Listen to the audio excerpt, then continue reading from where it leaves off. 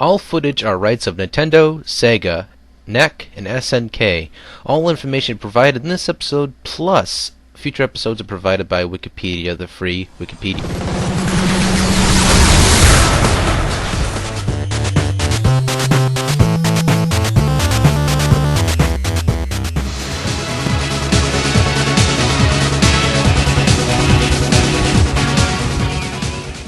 Hello, Wii players, and all those who happen to watch. Here's another episode of Is It Worth Your Wii Points? To get right down to the gameplay for this game is, well, to say, is it worth your Wii Points? Now, to take into analogy what it's worth, basically here's some of the stats for the game.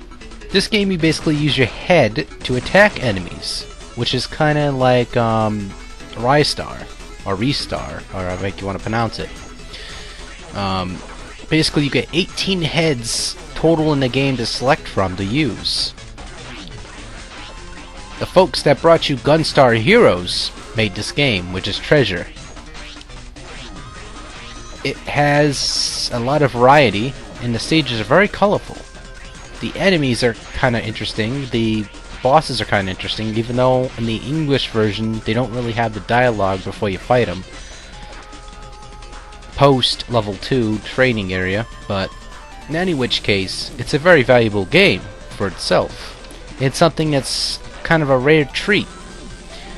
Now, the download of this is it's worth your Wii points. I found the game to be very enjoyable and very nice.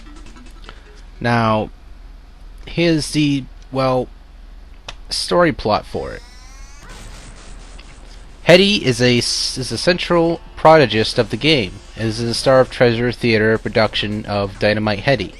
He has came northbound from a country in order to visit his friends, Headcase, Hangman, and Bew, but arrives to find out the evil puppet king, Dark Demon, is in the midst of attacking the puppet town to select which of the peaceful toys should be, and which should be converted into evil minions. Ooh. So basically that's the summary of the story. I don't want to give you too much into the game, that way you'll be able to enjoy it yourself. This game was released on 1994 of August 4th, and for Japan a day after. Now, the video game got many ports to it, of course. It had the Sega Mega Drive, it had the Sega Game Gear, it had the Sega Master System. It was planned to be for 32X, but it got cancelled.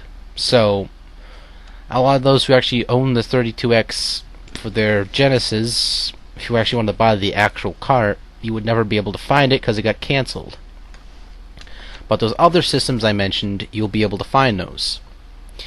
Now, Dynamite Heady is one of the 3 games included with Gunstar Heroes, the Treasure Box Collection, a compilation of Treasure-produced Mega Drive games for the PlayStation 2.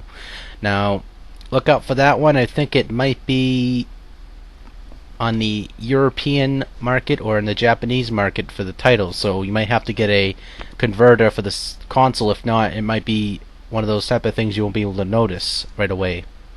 But I would try to check those games out. Treasure made a lot of great games for the Genesis and other consoles, so they're worth looking at. Well, I'm going to close this vlog off saying it's worth your Wii points. And don't forget to check out Nexus Gaming UK and PlayTheNES.com and sign up on their forums. You can sign up to chat with others about sharing various interests with the NES, Genesis, and what have you.